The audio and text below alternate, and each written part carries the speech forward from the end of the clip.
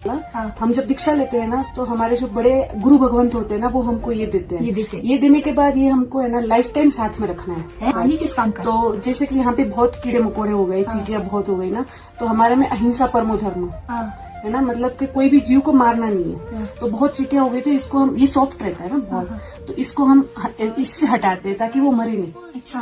प्याज लहसुन वो तो खाना ही नहीं है। रोटी हो गई, पराठे हो गए, सिंपल खाना। हाँ, नॉर्मल सब्जी हो गई। प्याज आप लोग खाते नहीं है, आलू खाते नहीं है, और लहसुन नहीं, गाजर, मूली, अदरक। फिर ऐसे वहाँ भी सोने के लिए आप लोग जमीन में बैठते हैं? हाँ, जमीन हमारी चटाई वगैरह हमारे पास होती है वही। फिर बेड के ऊपर सो ही नहीं सकते ना, तो हम आपके मतलब स्टील के बर्तन में नहीं खा सकते, तो हमारे उसको पात्र बोलते हैं, जो वुडन के होते हैं बने हुए, तो हम उसमें ही खाते हैं। उसमें ही खाते हैं? हाँ। मतलब कोई कुछ देगा उसमें नहीं खाने, भाई अपने उसमें खाने। हाँ, हमारे उसमें ही खाते। तारा चरणों नो छुदास हूँ, मारा जीवन नो विश्वास तू, श्वास छ तू मारो ओ जीनवर, श्वास छ तू मारो।